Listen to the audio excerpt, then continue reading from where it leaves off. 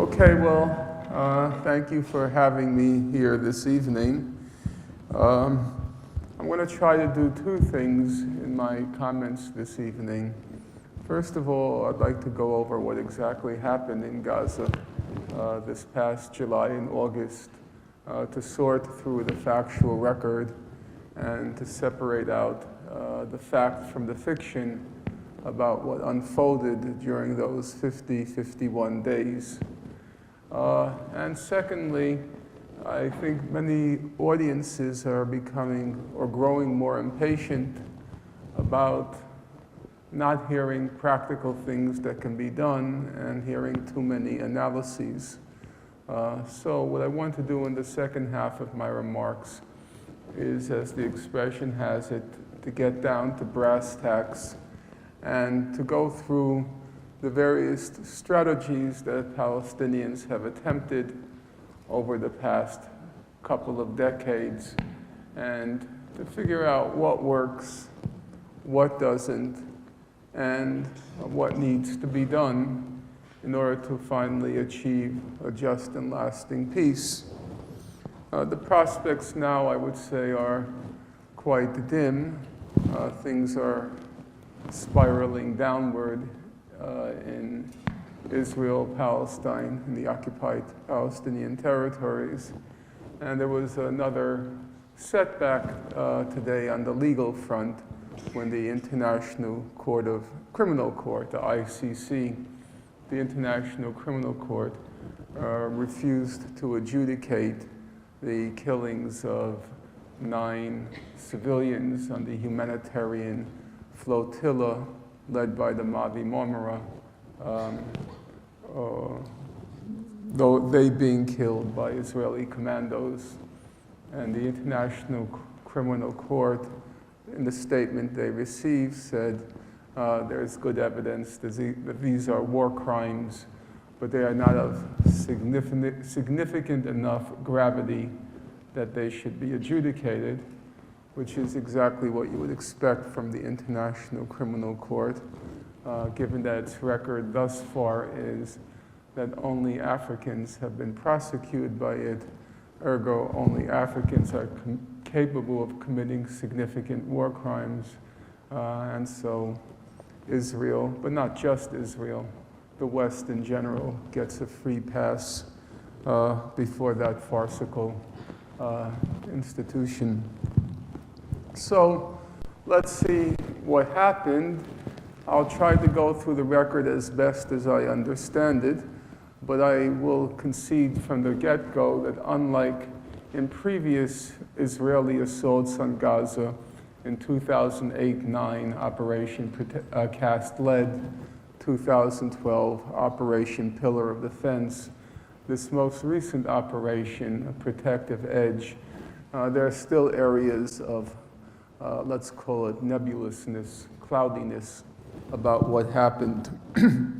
The starting point, I think, is April 2014, when the Palestinian Islamic group Hamas joined what was called a reconciliation government with the Palestinian Authority.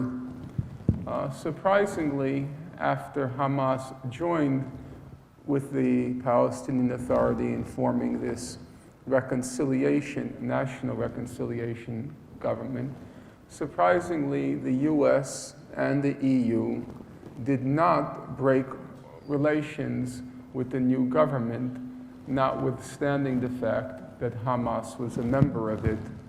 They took what you might call a wait-and-see approach. Let's see what comes of it. That was the first surprising development. The second surprising development was the new government, which was technically still led by Mahmoud Abbas. The new government announced, in the name of Hamas and the Palestinian Authority, the new government announced that it was still going to abide by the 3 conditions set by the West for negotiations. Those 3 conditions were, number 1, renunciation of violence, number 2, recognition of Israel, and number 3, recognition of past agreements that had been signed, most notably the Oslo Accord and what was later the second major agreement, the roadmap. Well, here was the US and the EU negotiating with a government that included, according to Prime Minister Netanyahu, a terrorist organization. And he erupted in a rage. This was not the first, but the second time he was being slighted by the US and the EU. The first, of course, was when the US and EU entered into negotiations with Iran, notwithstanding the fact that Mr. Netanyahu said that Iran was, among other things, threatening Israel with a second Holocaust.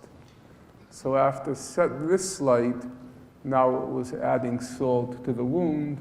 The US and the EU were still open to negotiations with the new government.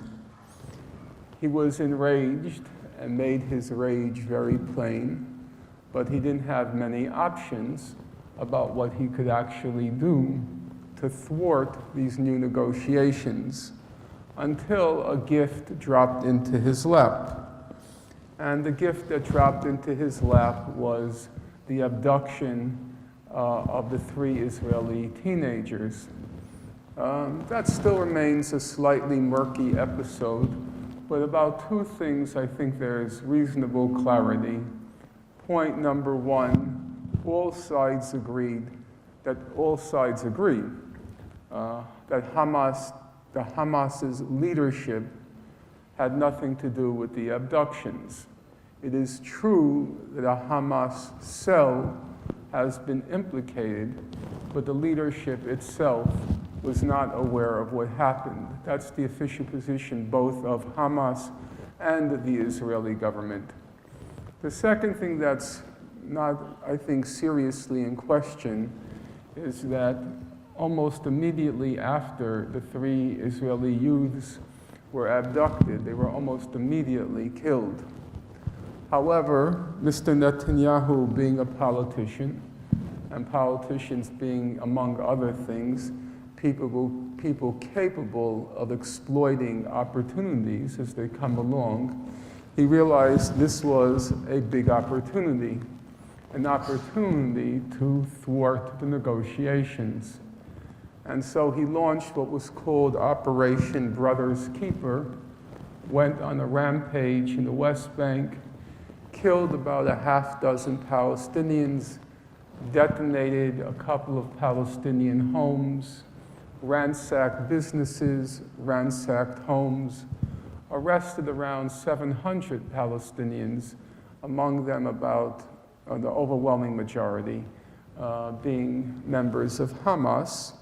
And the purpose was perfectly obvious. The purpose was to try to provoke a violent reaction from Hamas so that they would, so to speak, prove or manifest the fact that they are a terrorist organization, just as Mr. Netanyahu had been maintaining.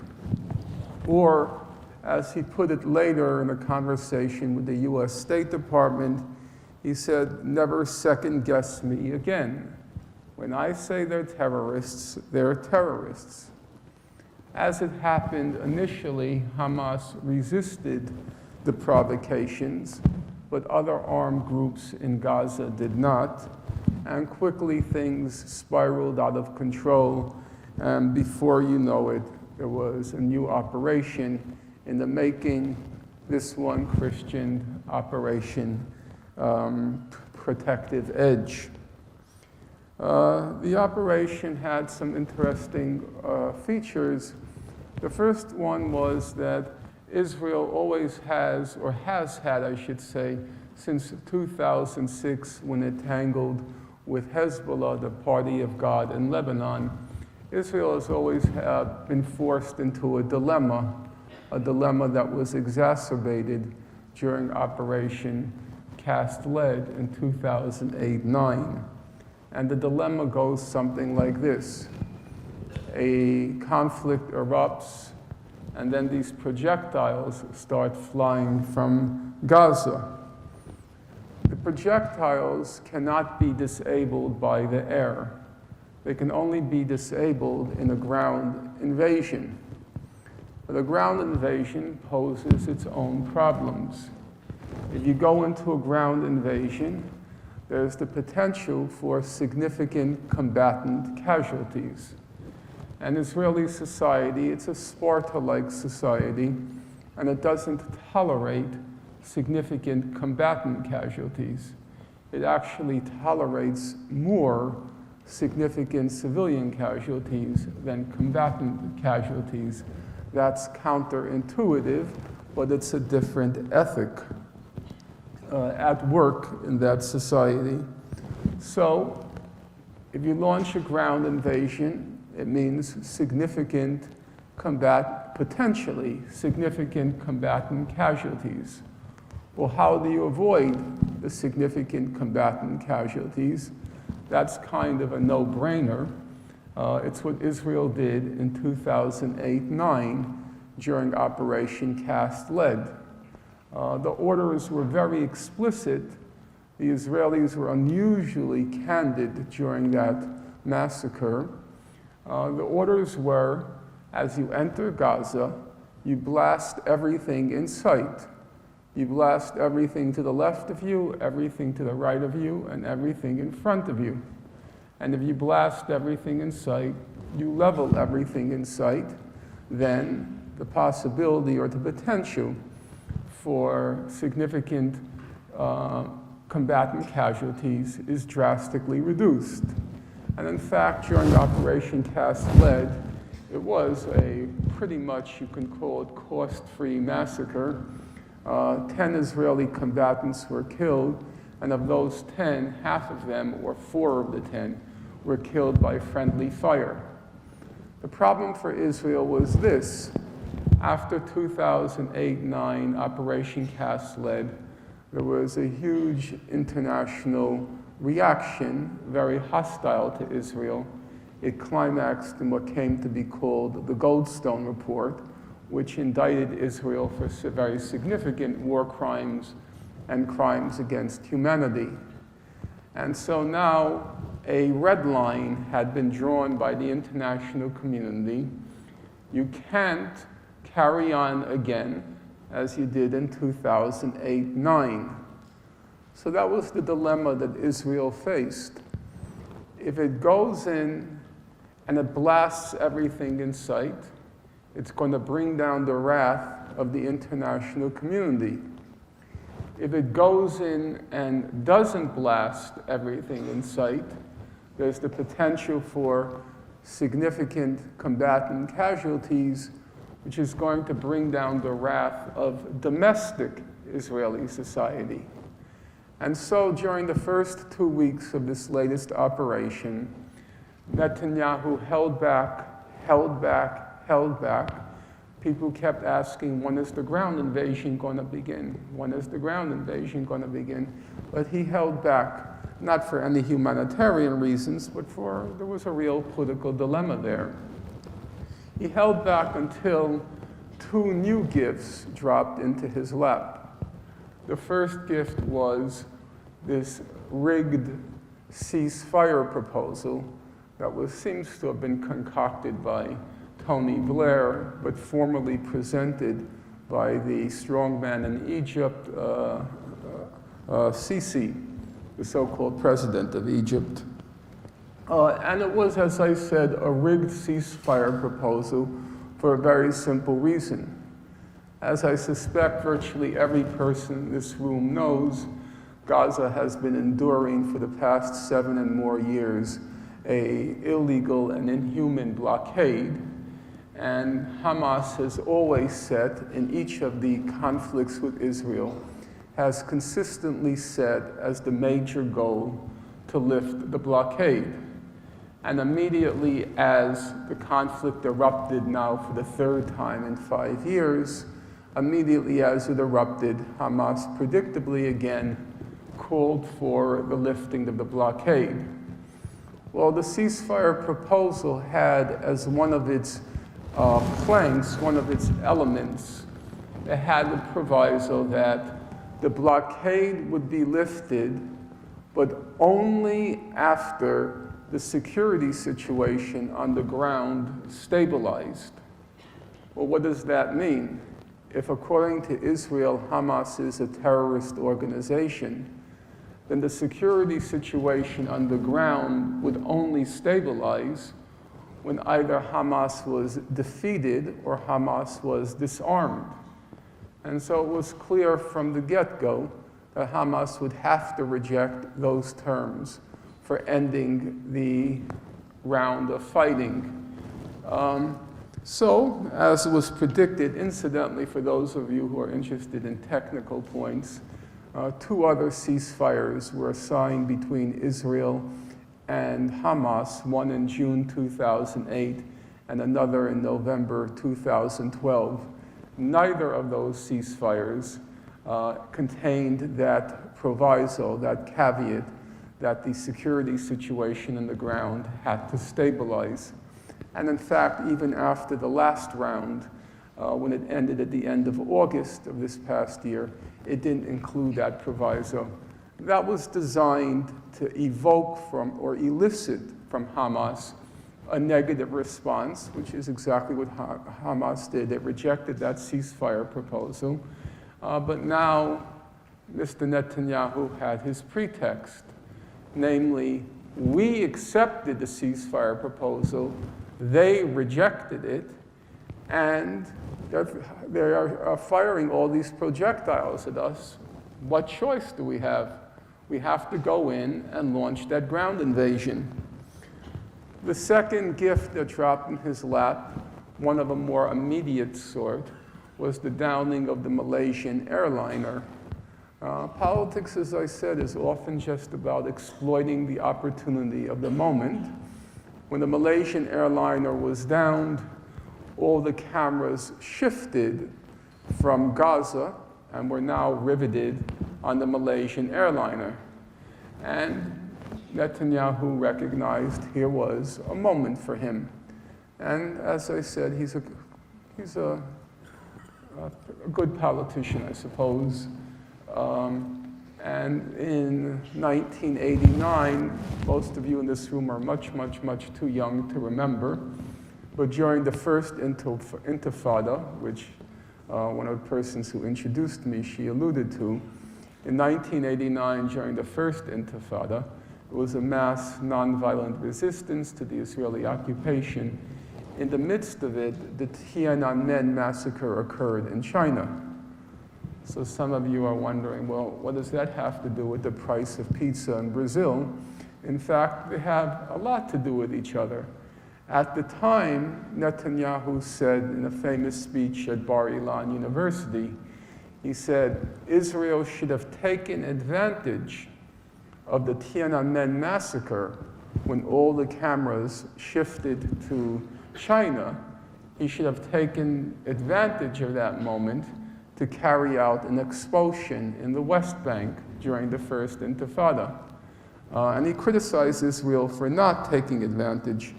Well, now he had his, so to speak, Tiananmen moment, that being the downing of the Malaysian airliner, and literally on the night of the day when the Malaysian airliner was downed, that was the moment he chose to launch the ground invasion. The ground invasion escalated the terror attacks by Israel, as Amnesty International pointed out in a report it issued 2 days ago, saying that Israel was guilty of what's called serious violations of international humanitarian law, which means war crimes. They pointed out that already on July 8th, that's before the ground invasion, already on July 8th, Israel was already targeting civilian dwellings, civilian apartment houses, committing massacres on a fairly impressive scale in Gaza. And those precision terrorist attacks They were escalated after the ground invasion began.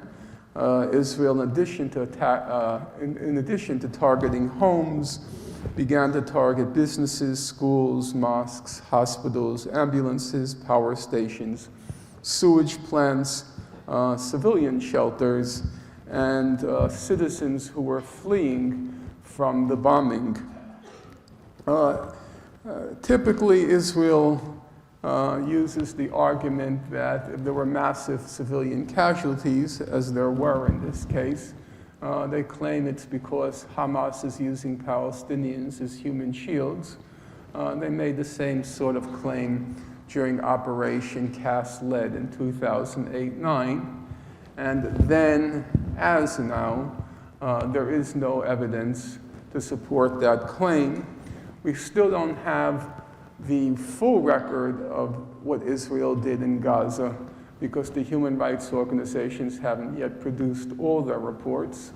But we have some sampling of what human rights organizations observed during the attack, as well as journalists like from the BBC, and all of them said that there's no evidence that Hamas was engaging in human shielding.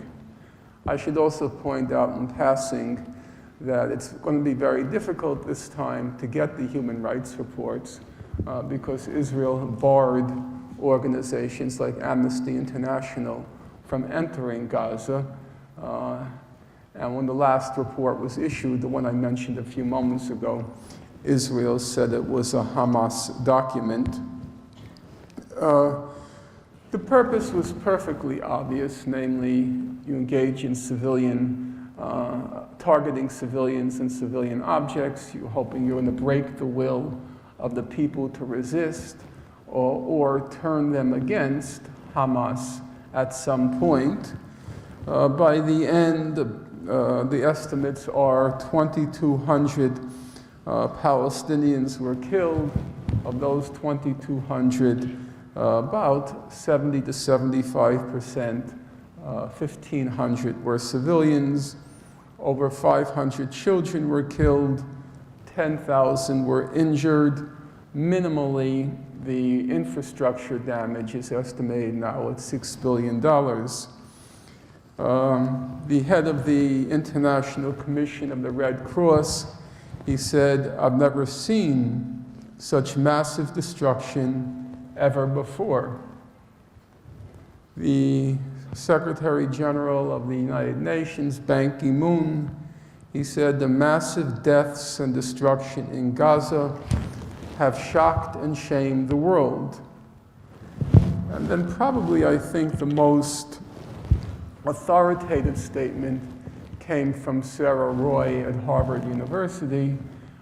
Sarah Roy, she's as we used to say, she's a good egg, very decent person, very smart person. She's also the daughter of a survivor of Auschwitz concentration camp, and she's devoted the whole of her adult professional life to studying Gaza. She wrote the authoritative study of the Gaza economy. She then wrote another study, it was published about 3 years ago from Princeton University Press on the Hamas social organizations in Gaza. She knows her field. And she wrote after the attack, actually she wrote it just about a few weeks ago, I'm quoting her, "In the near 3 decades that I have been involved with Gaza and her people, I have never seen the kind of physical and psychological destruction that I see there today. The wounds of this war could prove too severe to heal." Some of the things that happened came as pleasant surprises to the Israelis. Others were less pleasant. On the happy side, the United States continued to give throughout the Israeli massacre in Gaza, continued to give it blanket support, even as human rights organizations were issuing reports by July 22nd. Human rights organizations were issuing reports stating Israel is targeting civilians and civilian infrastructure. The United States, first President Obama, and then his representatives in the State Department and elsewhere, they kept reiterating, it became a sort of mantra, that Israel has the right to defend itself. It was clear, and it ought not to be forgotten, that Mr. Obama became the enabler-in-chief of this massacre in Gaza. The reason is not too hard to find. Immediately as the operation began, Congress gave Israel wall-to-wall support in the Senate, in the House, and it would have required some spine to resist the congressional juggernaut orchestrated by the Israel lobby. And I think there is consensus that one part of the anatomy that's missing with Mr. Obama is spine, and so, or has gone missing. His spine has been AWOL for the past 6 years. And so he didn't attempt to resist the juggernaut. And even if you want to grant the amount of pressure that was being exerted on him, it certainly did not require him, day in and day out, in the face of the atrocities, it certainly did not require him to keep saying Israel has the right of self-defense. Internationally, it was also a happy picture for Israel. Egypt, under the mass murderer Sisi, and Saudi Arabia, which has a severe deficit in the IQ department. Egypt and Saudi Arabia both gave Israel full support, hoping to see Hamas defeated. The Arab League also gave Israel support. It only met once during the attack, and it met to endorse the rigged ceasefire agreement. Throughout the Arab world in general, there was little attention paid to the Israeli assault for reasons which won't come as a surprise to anyone. The people in, as was listed, the people in Yemen, Libya, Syria, Iraq, Lebanon, Egypt, they have problems of their own right now, and it would have been almost expecting something superhuman of them to come now to the rescue or to the support of the hapless people of Gaza. The only surprising aberration internationally, and to their eternal credit, were the Latin American countries. Argentina, Bolivia, Brazil, El Salvador, Chile, Peru, Uruguay, Venezuela, they all rose heroically in support of the people of Gaza, and it was a completely unself-interested support. It was really, I think, a redemption of that part of the world, but for all intents and purposes, I hate that cliche. I would like to strike it from the record. The bottom line is Gaza was alone and abandoned during this latest Israeli assault. There were some unpleasant surprises for Mr. Netanyahu. The best known one is, of course, those terror tunnels. The Hamas had managed to create a quite sophisticated, ramified catacomb system, tunnel system in Gaza. As some of you might know, 9 out of every 8 Arabs major in civil engineering. And so when you put a lot of unemployed civil engineers together, you get that Hamas tunnel system. And it caused Israel an unprecedented number of combatant casualties. About 66 Israeli soldiers were killed, as I said, in cast lead in 2008-9. It was about 10, and half of those 10, nearly half, were friendly fire in 2008-9. So that was a surprise for Israel. And as a result, because of those tunnels, there never actually was a ground invasion of Gaza. The Israeli troops stayed pretty much on the border. They never got more than 1 or 2 miles inside Gaza. The Israeli claim quickly became that we have to destroy these terror tunnels, which are threatening to wreak havoc to our civilian population. But that was all complete nonsense, easily demonstrated. Israel acknowledges that it destroyed about 32 tunnels. Of those 32, only 12 were actually cross-border tunnels, that is, going from Gaza inside Israel. Well, if Israel really wanted to destroy those terror tunnels, which it says were threatening its civilian population because they were crossing the border, there was something very simple they can do. It actually did not require a degree in civil engineering to figure out. All you have to do is do what Sisi is now doing in Egypt. So the president, so-called president of Egypt, he says, we have a problem with terror tunnels. And he says it's because of those terror tunnels that 30 members of the Egyptian army were recently killed in the Sinai. So he's making the same claim as Israel.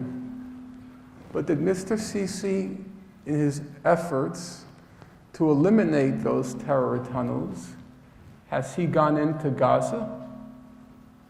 Did he have to target hospitals, ambulances, schools, businesses, in order to eliminate the tunnels? I, for one, am not pleased with what he's doing now. He's building a moat on the Egyptian side of the Gaza border in the Sinai. He's causing mass displacement. About 990 families are affected, which means 990 homes, which comes to about 10 to 15,000 civilians will be affected, and I happen to think that's an atrocity. However, he's doing it on his side of the border. If there really were a problem with these terror tunnels, Israel certainly doesn't lack in earth-moving equipment. You could just have taken a bulldozer and build on your side of the border a wall or a moat. But the fact of the matter is, it never had to do with the so-called terror tunnels entering Israel. The problem was the tunnels inside Gaza. They turned out to be an effective means of fighting an invading army. And so the soldiers come in. The tunnels were impervious to, or not penetrable by, artillery shells or aerial bombing. So when the Israelis come in, the Hamas militants kept popping out of the tunnels.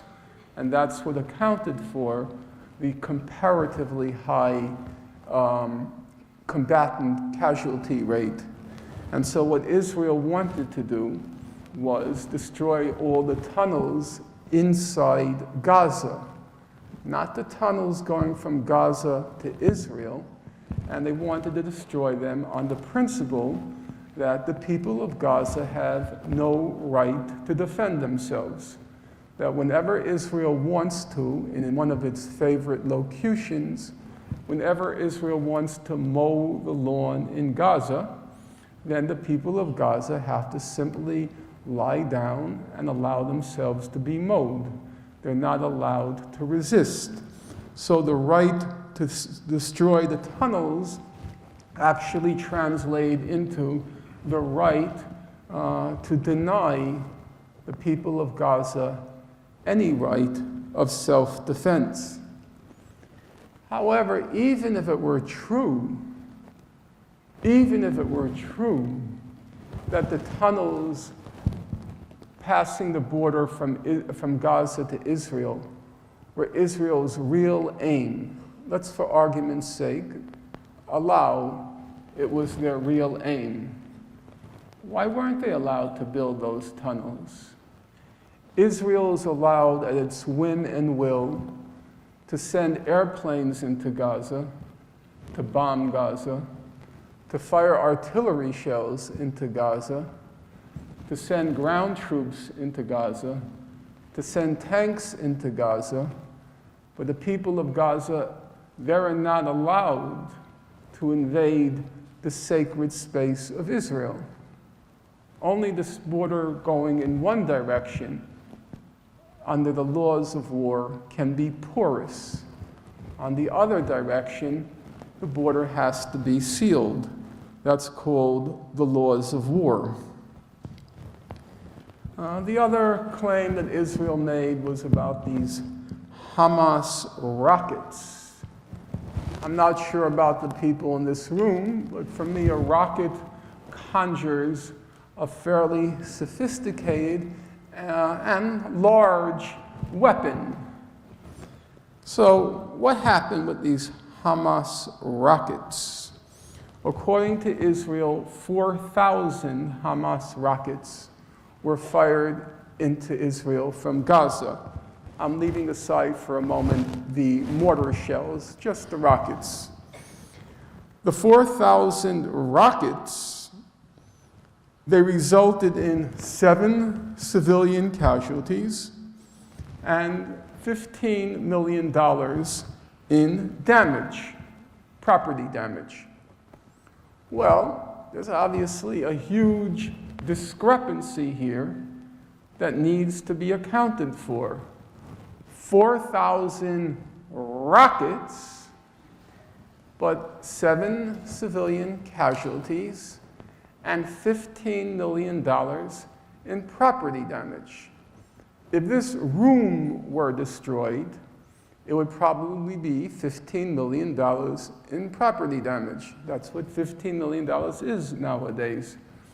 So how could 4,000 rockets cause only $15 million in property damage?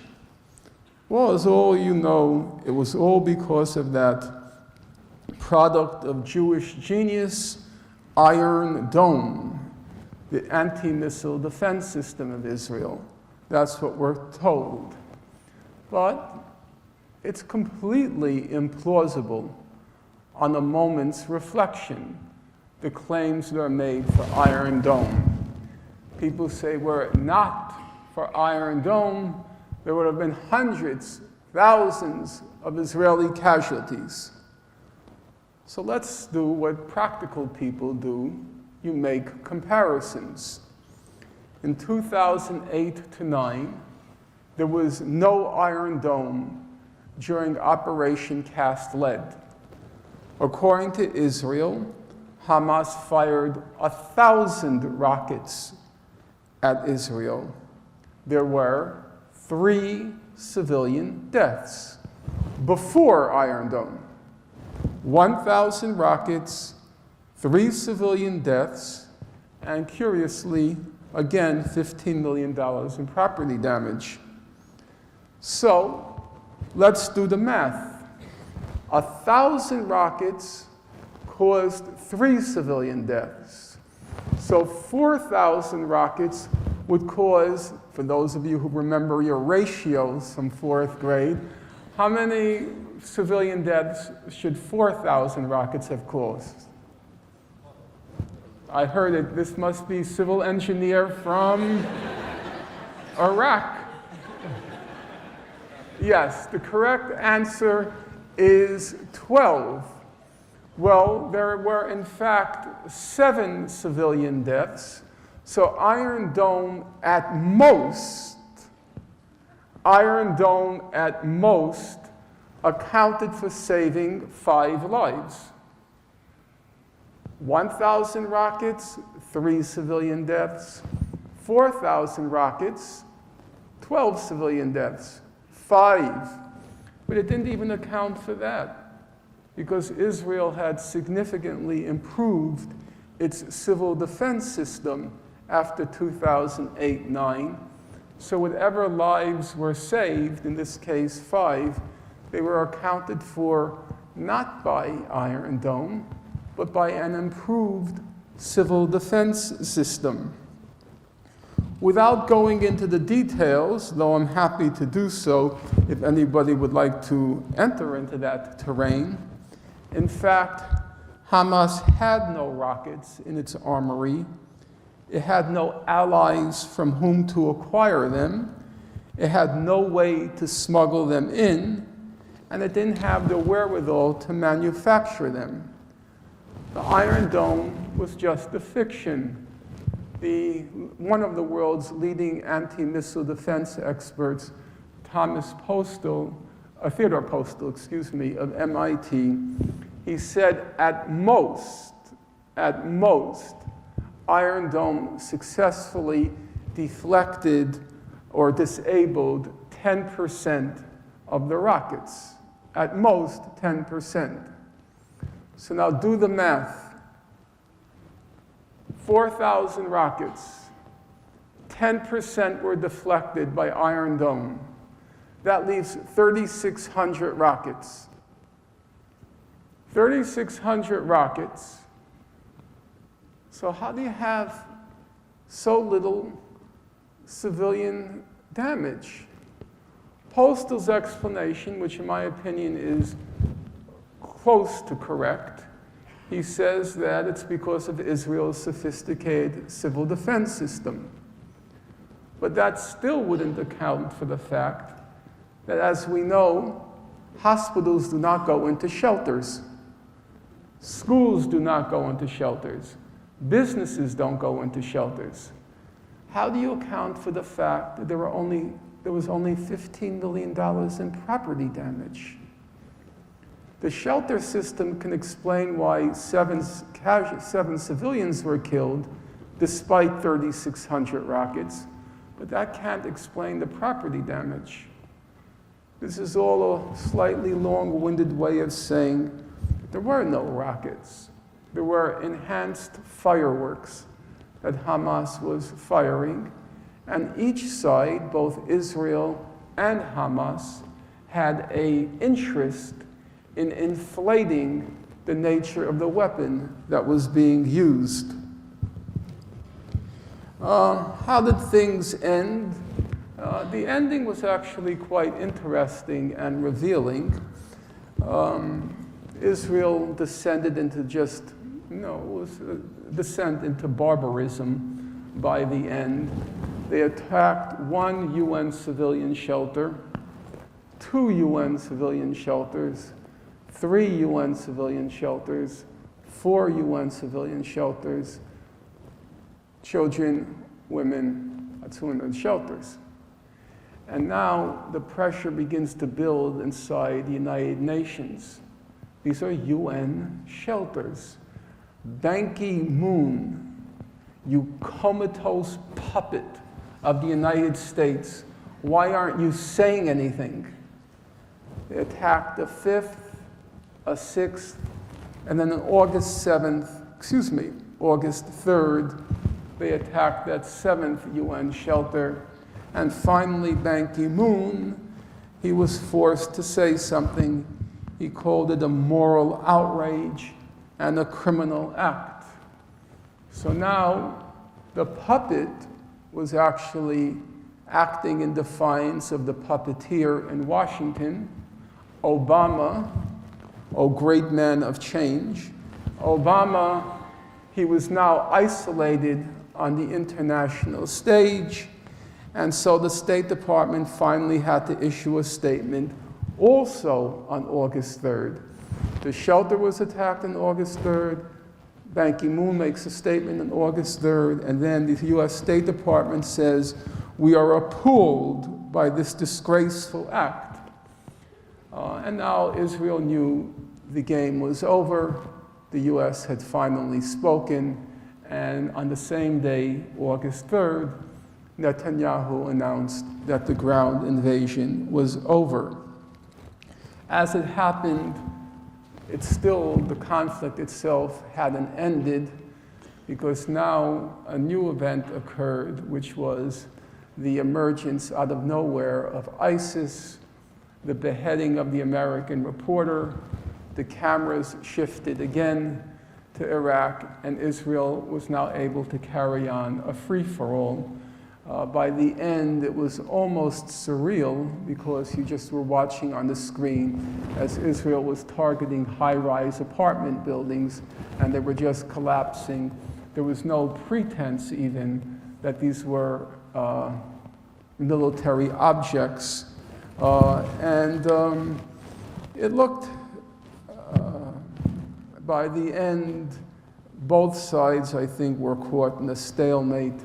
And even though Israel was, as I said, carrying on as if it were a free-for-all, Hamas, not any longer the so-called rockets, but their mortar shells, were still inflicting casualties on Israeli civilians. In the last hour, they killed 2 Israeli civilians, the mortar shells, and so it came to a halt. The balance sheet of this latest attack, I think neither side came out victorious. Mr. Netanyahu called it a great military and political achievement. You know, it's the equivalent of the Battle of Borodino in the 1812 war, or Iwo Jima, such a great military and political achievement. Sort of the military achievement you see on a subway in New York when kids are playing with their computer games. But notwithstanding his self-boasting, he did not manage to break up the unity government. He did not manage to get Hamas designated a terrorist organization. In fact, all that happened was Israel got even further identified as a terrorist state. He wanted to thwart EU-US negotiations with Hamas. In the end, Israel itself was negotiating with Hamas. He was not able to disable the rockets, as they were called, or detonate the terror tunnels. His main achievement was he was able to satiate the bloodlust of Israeli society, a bloodlust which in no small part he himself had whipped up. On the other side of the balance sheet, Hamas set as its major goal to end the blockade of Gaza.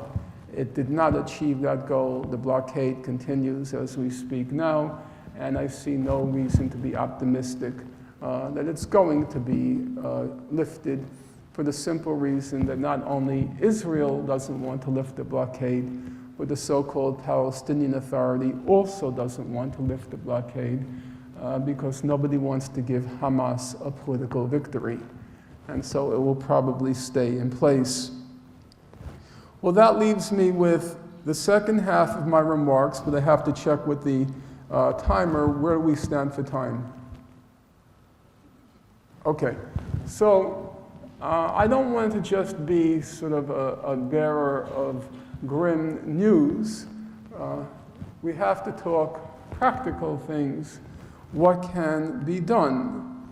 What needs to be done to finally bring an end to the madness, to the sheer lunacy, but a lunacy which has a method behind it, but it's still lunatic. What needs to be done? I think the first point to make is one has to make a distinction between a right and a strategy or a tactic.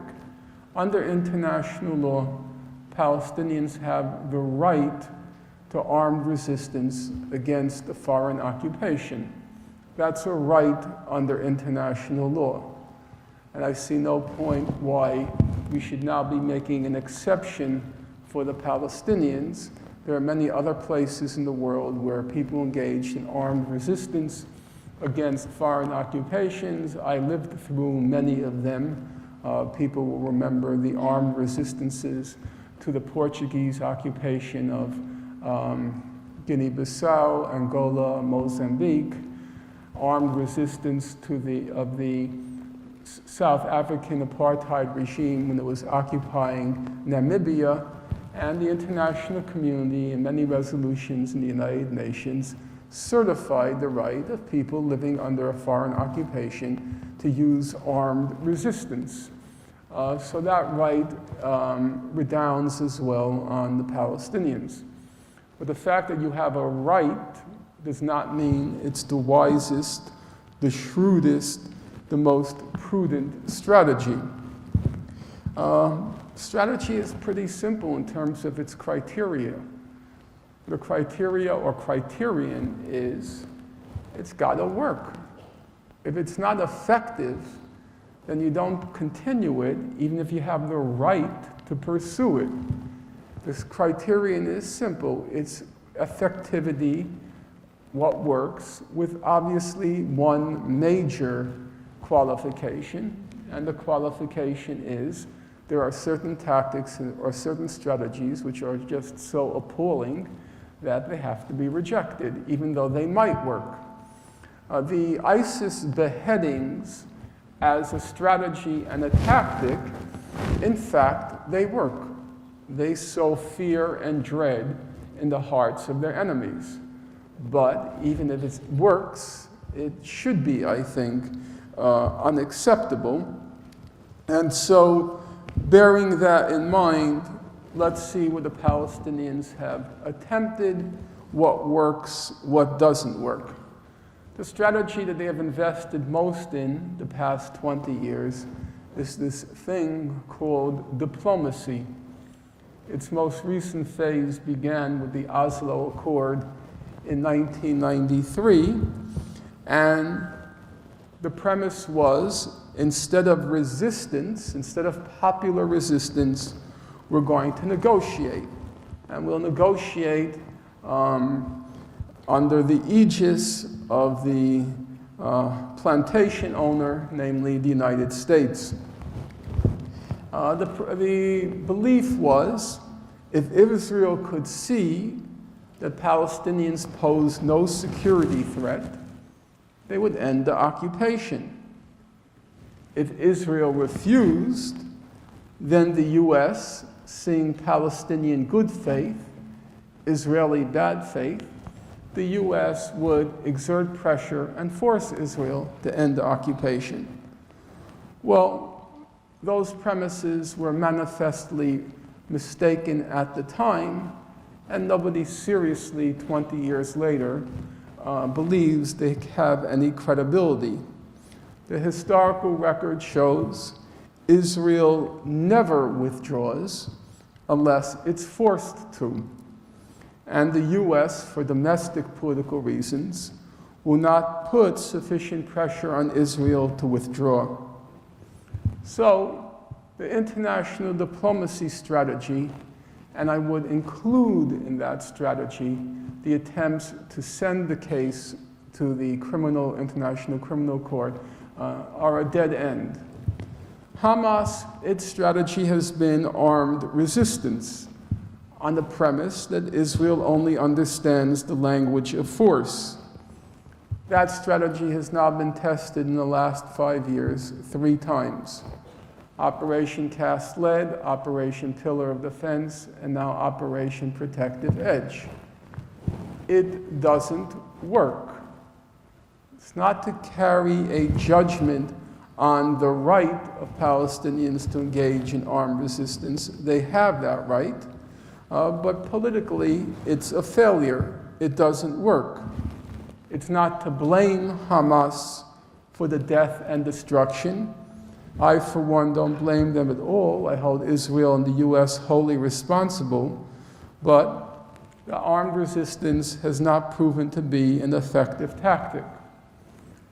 The third tactic they tried, now it's about 25 to 30 years ago, the one that was mentioned by Professor Renee, the last name? Warringer. The third tactic was the one she passed through, and I did as well, living off and on in the occupied territories during those years, was the first Intifada. And that was based on mass nonviolent resistance. It was quite an impressive display of nonviolent mass resistance. And the premise was, we're going to make this occupation ungovernable for Israel.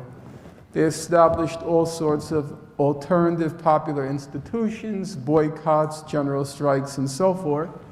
And they thought, if we stay nonviolent in the face of the massive Israeli repression, and it was quite horrible back then, the house demolitions, the administrative detentions, the mass systematic, methodical use of torture. The estimates, I think, by Human Rights Watch were between 1987 and 1993, Israel had tortured between 20 and 30,000 Palestinian detainees. It was a very ugly period. But the expectation or the hope was, if we stay nonviolent in the face of this massive repression, eventually the international community will put enough pressure on Israel to desist. In fact, it was a remarkably successful, even though short-lived, rebellion against Israeli occupation. The Israelis actually were forced to modify their modus operandi of maintaining the occupation. The big problem for Israel was twofold. Remember, Israel is a very small society, 7.5 million people, of whom 6 million are Jewish. It's a small society, and the Palestinian occupation, when you have mass civil resistance, it's a real challenge. I remember my closest friend, Musa Abu Heshhesh, from Al Khalil, Hebron. He had a 2-year-old son, Orwa, who's now a surgeon. When the Israeli jeep passed by, he picked up a little stone and he threw it at the jeep and shouted, "Jesh," the army.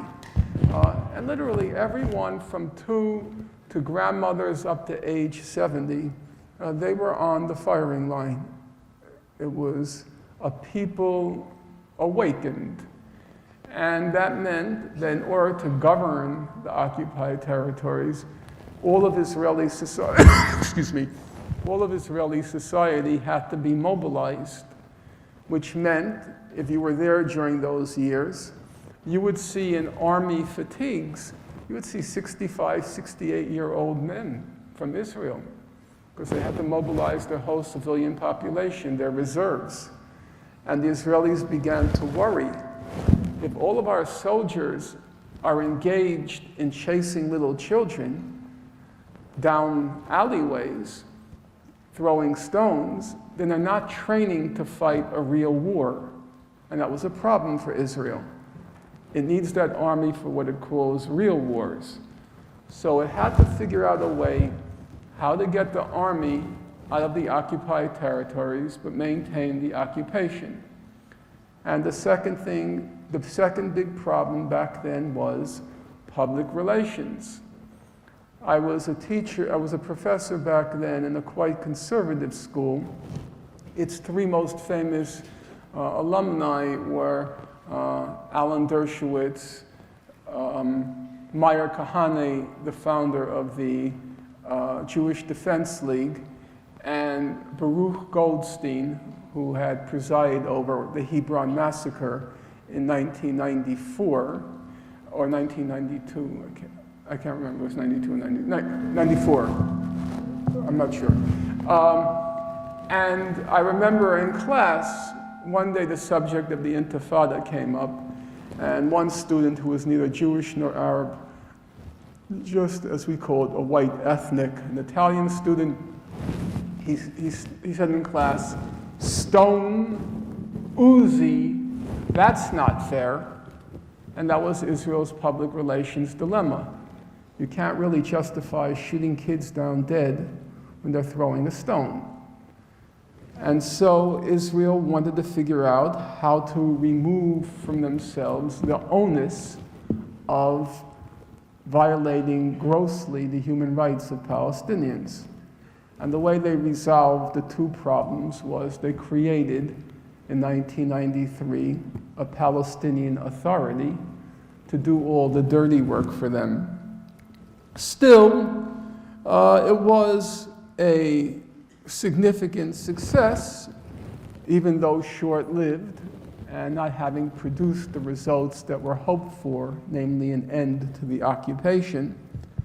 So looking at that record, what do we conclude from it? Politics, among other things, is you capitalize on your strengths and you target your enemy's weaknesses. What are the Palestinian strengths?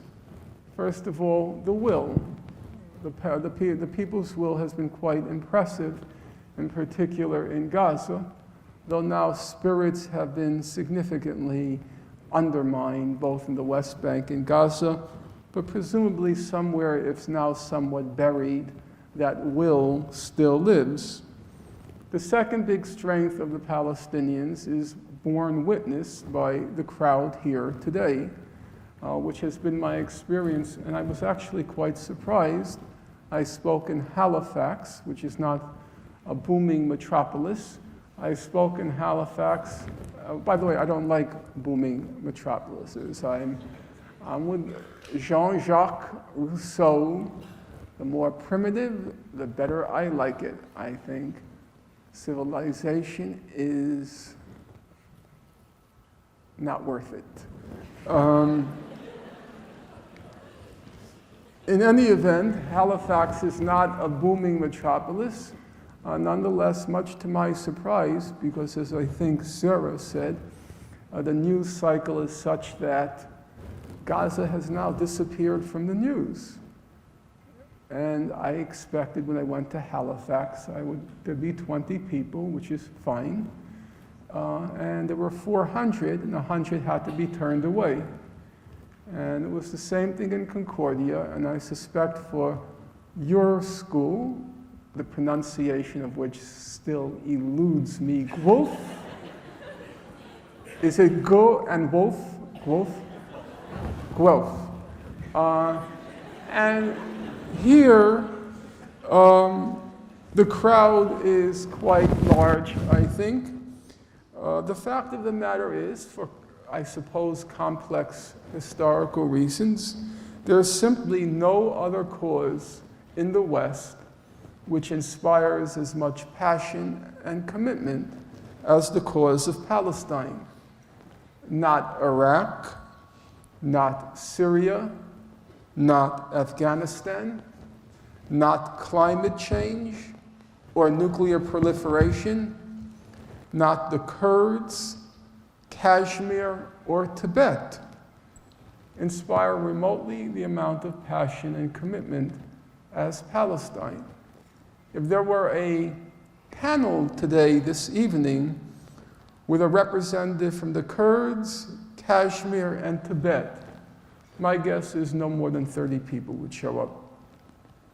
If there were a meeting today on the various horrors unfolding now in the Middle East, a panel on Yemen, Iraq, Syria, Lebanon, Libya, Afghanistan, maybe 40 people would show up.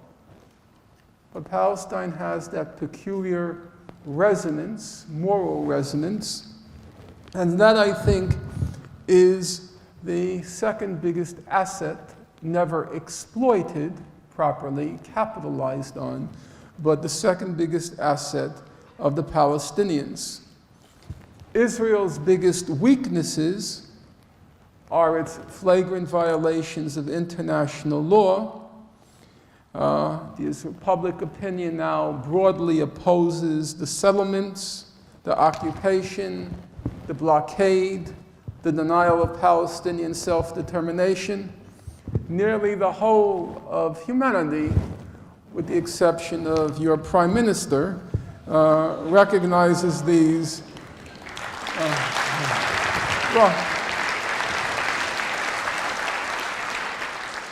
It's only a technically an exception if you honor him with being a member of humanity, then the only exception would be your prime minister recognizes the settlements, the occupation, the blockade, and denial of Palestinian self-determination as being flagrant violations of international law. That became clear during the British House of Commons debate, the UK being the US's most loyal ally. But when you watch the debate, as I did, it was well worth listening to. It lasted 5 hours. One House of Commons member after another came up, denounced the settlements, denounced the assault on Gaza, and denounced Israel's refusal to recognize the Palestinian right to self-determination. So that's Israel's weaknesses, its flagrant violation of international law. Palestinian strengths are the will and the solidarity movement. So what's a realistic scenario for combining the strengths of the Palestinians with the weaknesses of the Israelis? I think that we have to take advantage of those strengths, and if we target the Israeli weaknesses, I think there's a good possibility you can force Israel to withdraw. Concretely, that means the International Court of Justice, in its advisory opinion in July 2004, it stated that the wall that Israel has been building in the occupied West Bank is illegal under international law, that the wall has to be dismantled, and that if Israel doesn't dismantle the wall, the international community has to see that it's done. All the major human rights organizations have also declared that the Israeli siege of Gaza is illegal under international law. So, if 2 million West Bank Palestinians marched non-violently on the Israeli wall, holding in one hand the advisory opinion of the ICJ, the International Court of Justice, in the other hand, a pick, a hammer, in the spirit of Pete Seeger, if I had a hammer, and under the banner, "Stop stealing our country," because the wall is just a fancy name for theft.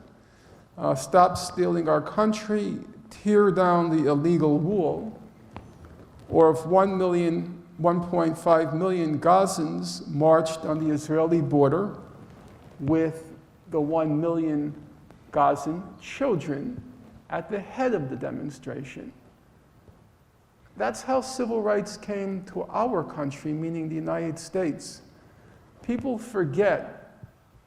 In the United States, it was in 1965 when the children of Selma, Alabama, the children, they were put on the front lines as the Southern whites used the high-velocity hoses and attack dogs, the German Shepherds.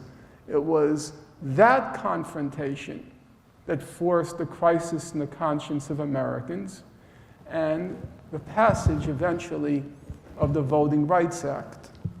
If 1.5 million Gazans marched on the wall with the 1 million Gazan children at the head of the demonstration under the banner, "Stop starving us, end the illegal siege," well, I'm not naive. I'm perfectly aware that if that was done, Israel would kill a large number of the protesters. So I'm going to preempt that criticism. Those of you who are thinking, who is he kidding? Israel will mow them down, or as Mizil likes to put it, we'll mow the lawn. But that's where we kick in. If the solidarity movement, if 500,000 of Palestine supporters around the world, which I think is perfectly realistic. Remember, just in London alone, during the last attack on Gaza, 150,000 people amassed to protest.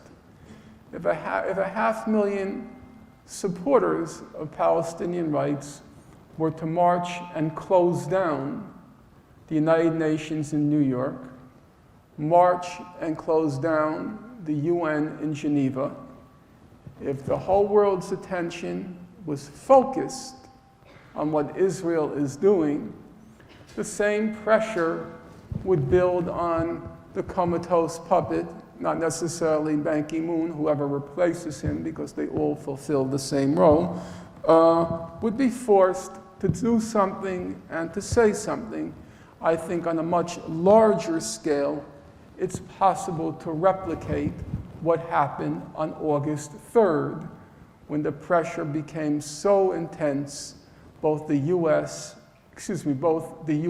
and then the US was forced to act, forced to say something, forced to do something.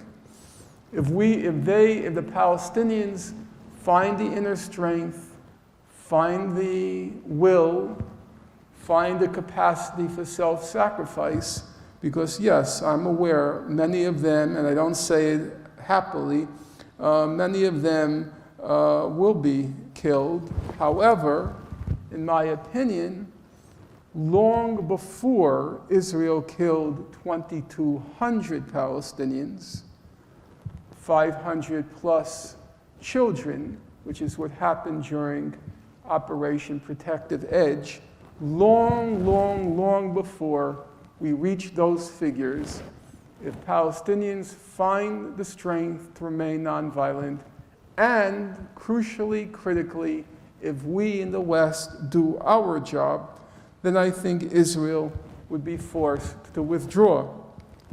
International diplomacy has failed, armed resistance has failed, but I think mass nonviolent resistance, synchronized with the solidarity movement abroad, I think it has a reasonable chance of success.